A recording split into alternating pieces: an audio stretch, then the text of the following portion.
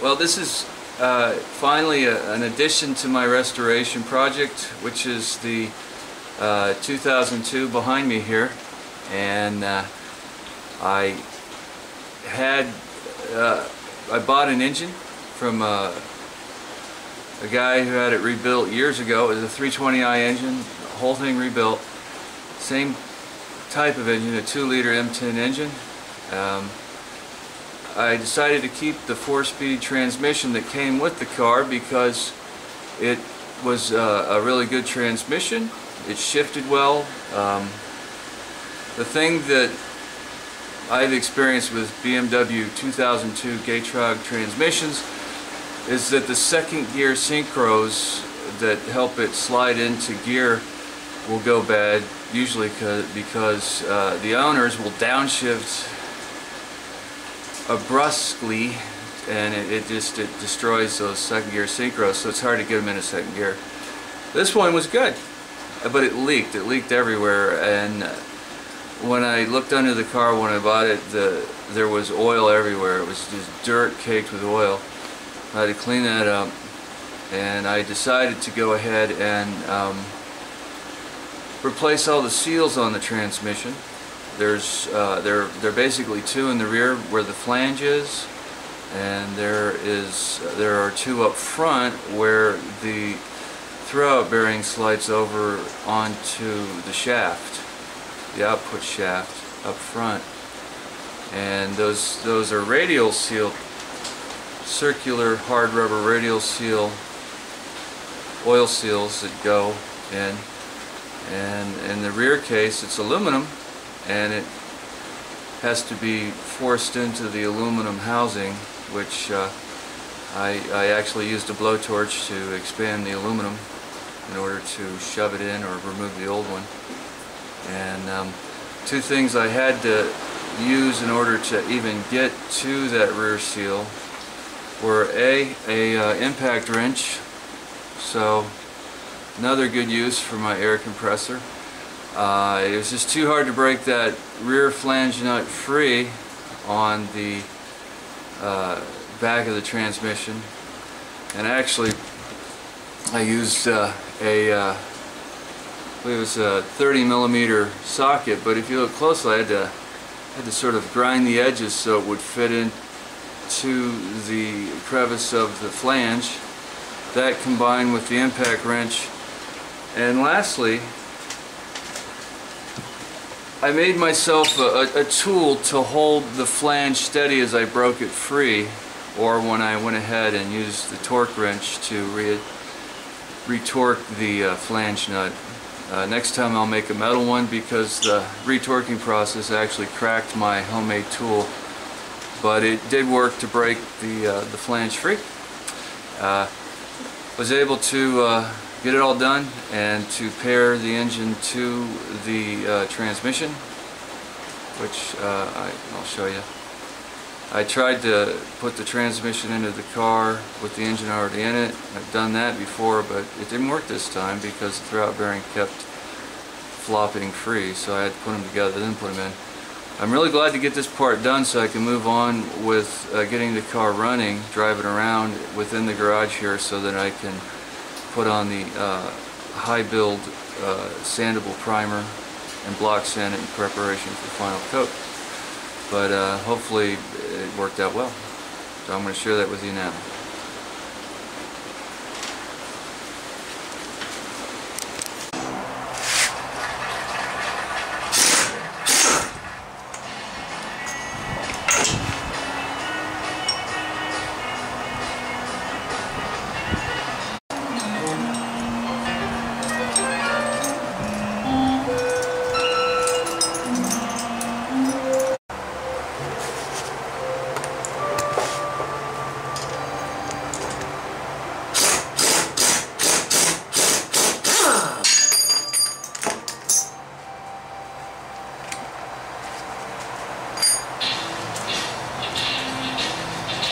There's the flange.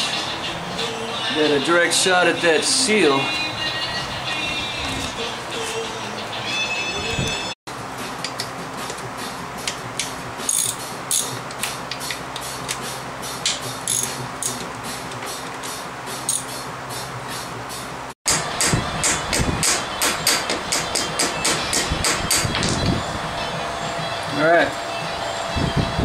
there we have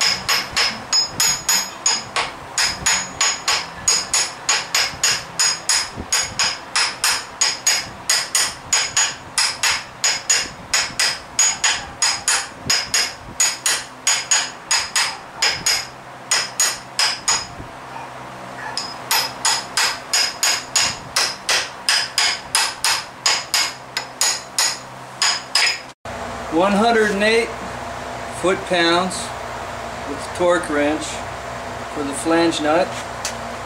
It's a lot of weight.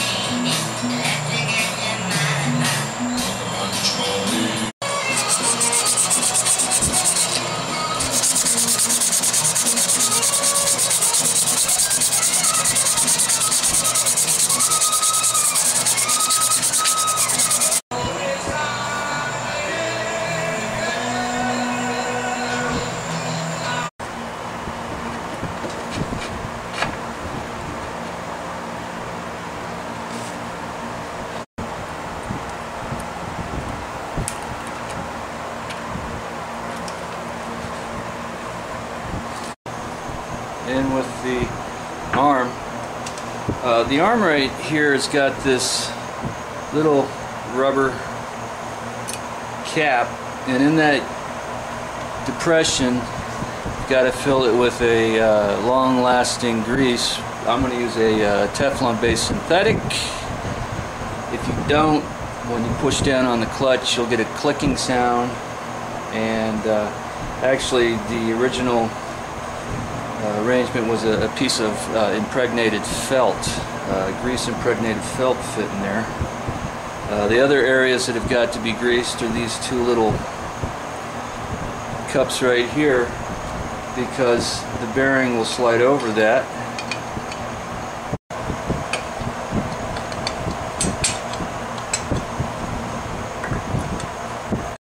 Alright, just got to be really careful with this thing. If it pops too far forward, you'll pop that spring out right there. It's going to be a job. It's always fun putting these damn transmissions back in the car, but throwout bearing is sliding safely on its shaft, and that spring is holding the arm to the shaft and the grease cup in place. So wish me luck, ladies and gentlemen. I hate putting these things back in, but well, I was going to try to put the transmission in with the engine in the car, but I just could not keep that throwout bearing and its arm from flopping loose, so it was a real pain. And I also put on this protective shield down here, protective shield to protect the flywheel. So I'm going to do the impossible, try and lower this engine into the car. Wish me luck.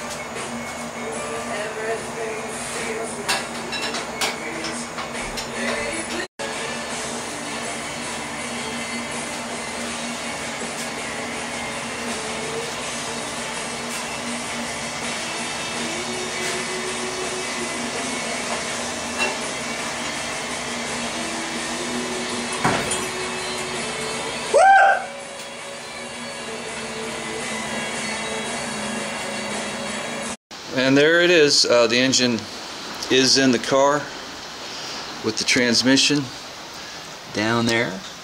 I've got all new rubber engine mounts, and you can't see it in the back there, but a fresh new rubber transmission mount, so that so it won't be bouncing around. Those rubber mounts. Here's the other rubber mount right here. So very glad to get this job to this stage with the Golf yellow engine compartment, and I'm going to really clean up the engine compartment, put in new insulation on that firewall. I was totally amazed that I was able to lower this engine in. Just a matter of balancing the engine with the proper lengths of chain so that you can crank it back and forth at an angle and drop it in. One person can do it. Believe it or not, I almost had to call for some help, but I figured it out. And so that's stage one for the engine for the 2002. And hopefully we'll get this one looking as good as its sister right here. I'm enjoying the cars, and so thanks a lot.